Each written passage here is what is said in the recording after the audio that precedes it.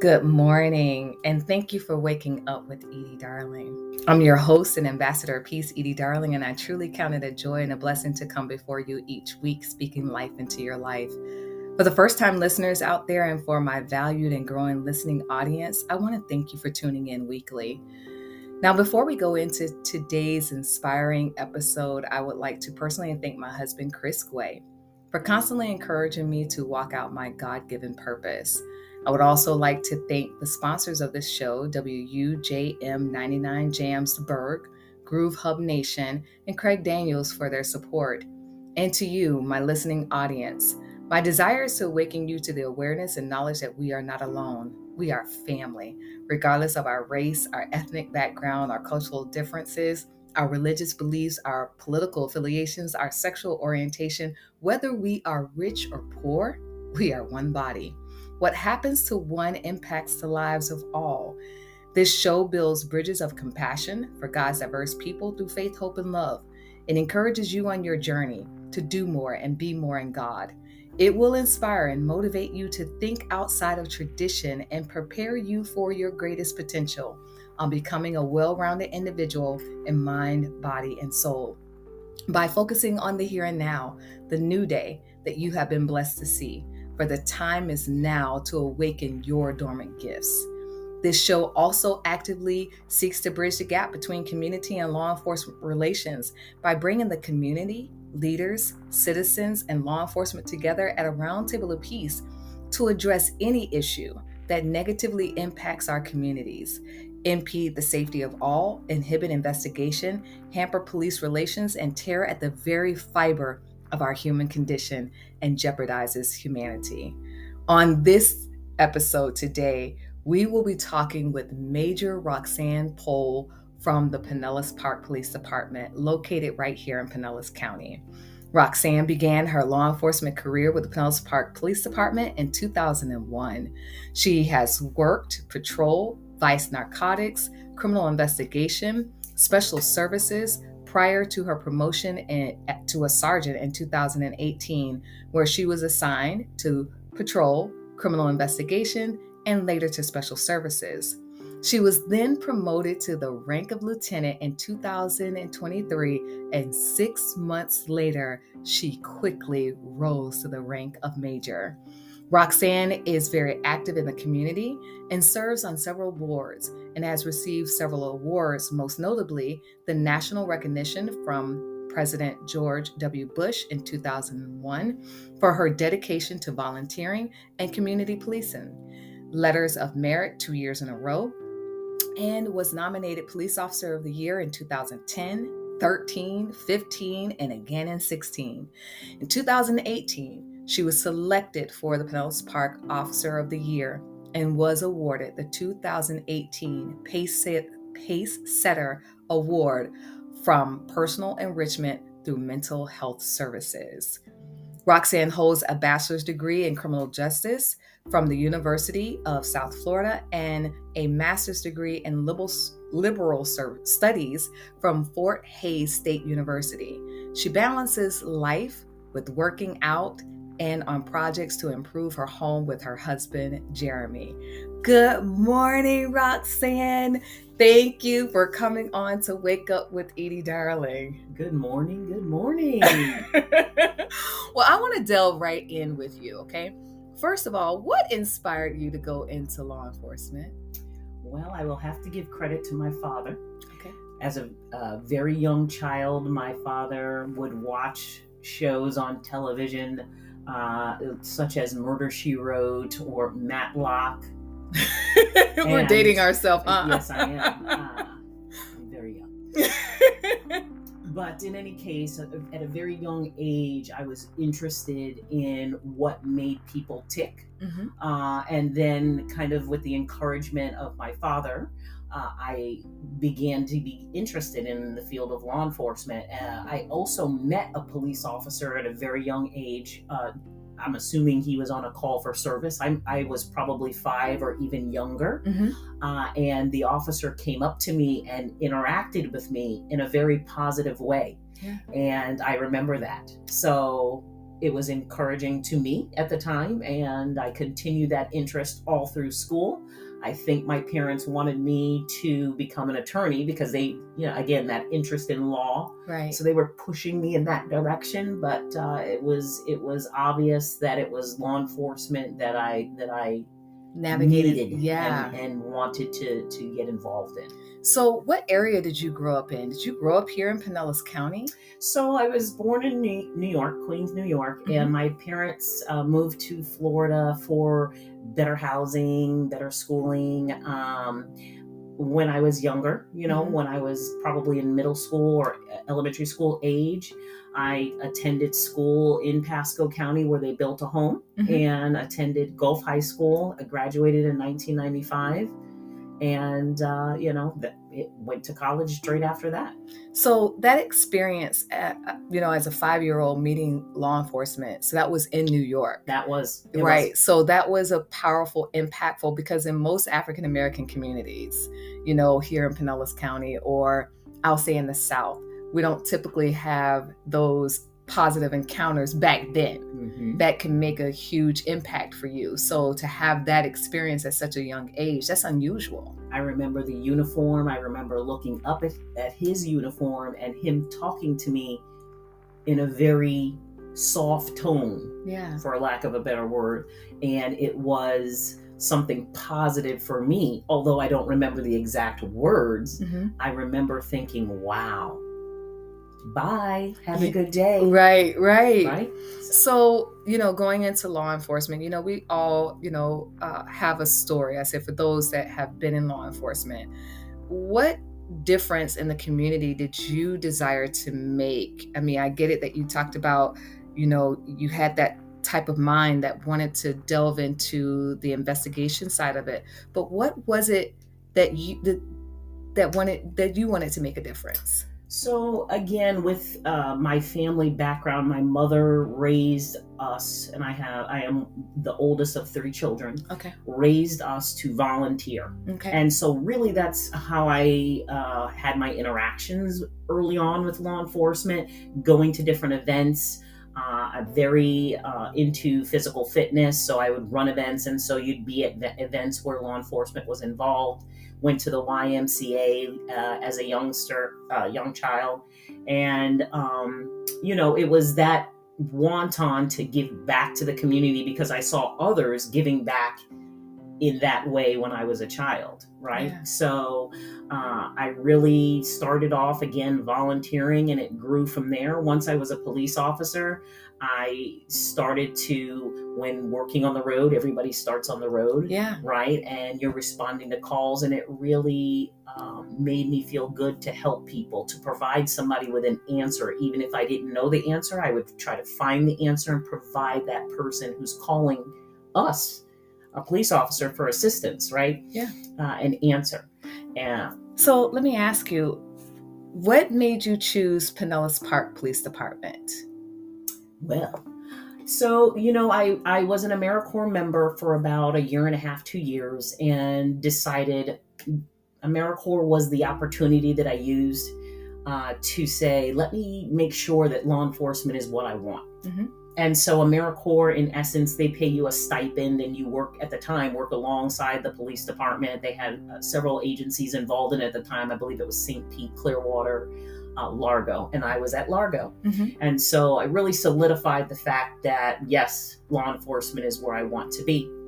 And, while I was excited about joining the police department and the idea of becoming an officer, I was super nervous about how to get there. So I knew that I needed to get a college degree. Obviously, I was in college at the time, going to St. Pete College, and then transferred to USF. And I went to a training class while being an AmeriCorps member. I'm in a training class learning how to install child safety seats. And for anyone with children, you know how difficult it is to put one of those in your vehicle. Yes. And the instructions involved. I'm in the class, I'm being trained, and sitting right behind me are 2 officers from the city of Pinellas Park. One of them is Dan Levy, who unfortunately passed away some years ago. And then another one is retired Captain Brian Umazik.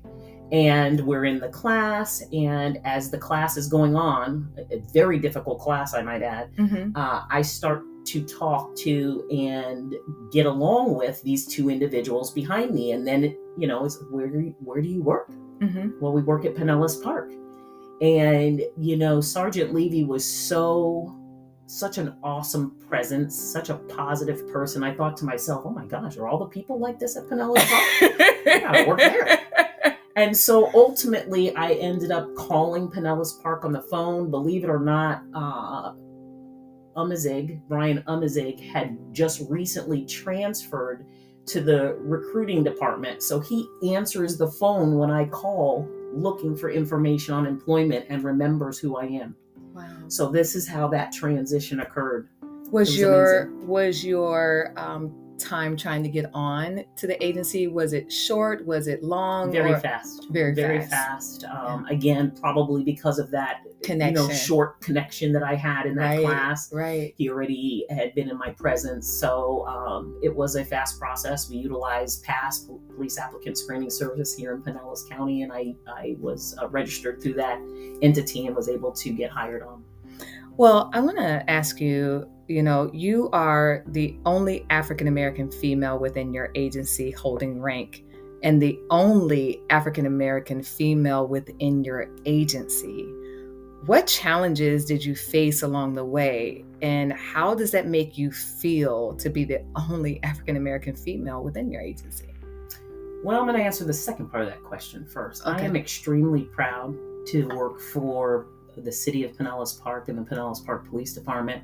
I enjoy every day that I go to work, and the people that I work with. We are a family, brothers and sisters, and it has been an amazing ride, an amazing 22 years. The only issue that I have had is sometimes has been myself. I started out in patrol, like I said. I went to Vice and Narcotics and became quickly kind of bored with the amount of punishments that are there for people who are selling drugs in our community. Right.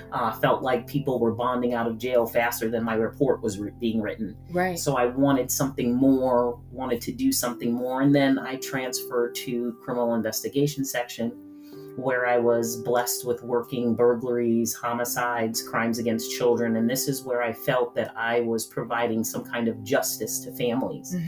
And, really didn't see a bigger picture of anything else beyond that at the time.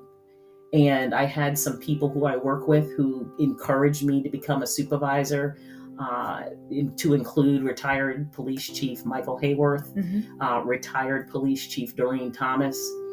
They really encouraged me to look further than where I was. And once that reality hit for me that, hey, there are other places, other units that I can go and give back in a different way, then it was on at that point. Right. It's interesting that you had leaders in rank and file who saw something in you that you may not have necessarily seen in yourself. Sometimes when we're in law enforcement, we just want to go to a place or a unit where we can kind of stay there for years. I was happy right there. But your agency has it where you have to move around. Is that? We do. We have a rotation policy. At the time, we had a rotation policy. It's a little bit changed now, but nonetheless, there was a rotation policy. And so I was going to tap out, if you will, at 10 years. I was blessed with a 10-year extension. And at the end of that 10 years, you then need to rotate somewhere else. If not another specialized position, then patrol. And really, I thought to myself, well, what else can I do? Where else can I give back and feel like I'm helping? I'm not the kind of person who would put in for a position in a unit where I don't actually like the responsibilities that you're supposed to be doing there. So, ironically enough, an opening came in our professional standards unit, which is a recruiting position. I thought to myself, I could probably go and shake things up in there. So I put in for that position, and I did get it. So, and to that, when I think about the rotation part of it, right, that it, in a sense, is trying to make officers more well-rounded, Of course. to not get so stagnant and, complacent, but having that idea that, okay, I know I have these 10 years, but let me do something else. So, you go into the next unit. So what do you attribute, what are you most proud of? What do you attribute? I know we talked about the attributing to your successes and the individuals that helped you along the way, but what are you most proud of in your career? So when I went into the professional standards section and became the agency recruiter, the chief of police told me, "You are now the face of this agency." Mm-hmm. And I didn't know what he meant completely at the time, but I do now. Mm-hmm. And I literally just, after sitting back and thinking, what do we need? And we continue to need, we all need an agency that represents the community in which we serve. Mm-hmm. And so I decided that, I wanted to be a part of recruiting people of all ages and backgrounds to the agency and increasing our numbers of minorities, so that we can serve our different communities. So that was my goal. Yeah. And to be honest, I consider that to be, although I had so much fun and satisfaction as being a detective, I consider this to be where I am most proud. The individuals I was able to recruit and hire at the agency. That is powerful. I love, when you said that an agency should reflect the community in which we serve. That is so powerful because it's such a diverse community. So the city of Pinellas Park has we'll say approximately how many residents there? About 57,000 residents. And I don't think that a lot of people realize how many different kinds of people live there. Right. The different ethnicities that live there. Right. We have a very large Asian population.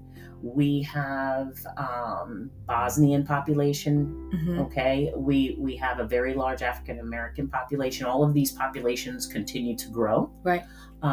So it was a goal of mine, right, to hire individuals that represent these different communities within the agency. So what are some of the things that that the agency is doing as far as getting out into the community and letting people know who you are, as far as like a community policing type thing where they can see someone who looks like them? It's amazing so let me ask you real quick before I go there. The officer that you met in New York, was he of color? Was he Caucasian? He wasn't. He was Caucasian. Yeah. Yeah. So, but even with that, he made an impact in your life. But going into your community that holds such diversity for 57,000 people, what are you all doing in your community to be the face for the community? So we have different units within the agency. Right now, I actually am the division commander for our community policing unit, and their primary responsibility is going out and making connections with different groups within the city, and to kind of bridge the gap, find out what are citizens' concerns, what are your issues, what would you like to see the police department help you with. Right. Come back and come up with a strategy, right, to make a positive impact on those concerns. Right. And so we have several minority officers within that unit, right? We have a female who is the sergeant of that section, I'm proud to say. And, we have community events that span the whole year. We just had our National Night Out, which was last month. It was a huge success. And so we continue to reach out to the community when we can. We also have obviously I'm no longer in professional standards, but we have a new recruiting officer whose name is Benson D. McCulligan. And he has made great strides and will continue to make strides in going to different places to try to recruit people of different backgrounds too. We have different locations here within the county, but sometimes you have to go outside of the county to try to recruit individuals. Right. And with that being said, recruitment has been something that has been a trouble for a lot of agencies. What are you all trying to do to combat that problem? Yeah, this is an issue that you're seeing across the country. Yeah. Right. And some of it, I think, has to do with, when the economy is doing well, then you don't really see a lot of people looking to enter law enforcement. When you can't find jobs, then suddenly hands get raised real quick. Right. So, but we continue to try to be competitive. With a salary that is, somewhere on the scale that can allow someone to own a home and be successful. We have a large benefits package, that I won't go into, but it is one of the best, in my opinion, retirements in the county, in the state. And so what I think we have to offer more than other places is we have such a situation where we're considered a medium-sized agency by state standards. We have about 110 officers, but we are a very close-knit agency. When we're together, we are together. When we celebrate one of our officers, we celebrate together. The camaraderie level is very high there. We care about our employees. Not to say other agencies do not, but we are an agency where everyone knows each other, right? We see you, we know you, we know your first name, we know your children's name, we know your spouse's name, we know your hobbies, so we're family. That is so powerful to hear, because you hear other agencies talking about morale being low and where they just feel like they're just a number, but they're not a name, or that they're not made to feel important. So to have leaders who really take a vested interest in their members and wanting to know, hey, how can we come alongside you? So what would you tell an aspiring female or person of color who desires to come to your agency as a police officer? I would tell any person looking to join law enforcement, any female, any minority, understand that if you need to call my phone number, I am happy to help, right? But you can do anything that you want.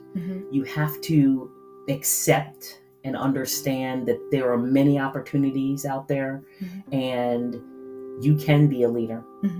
People will encourage you. People will support you. They supported me, and I am forever grateful. Right.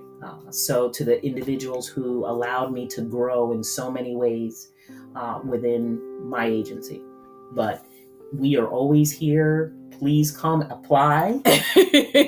We're happy to allow individuals to do ride-alongs at any time, right? To see if this is something that they're interested in.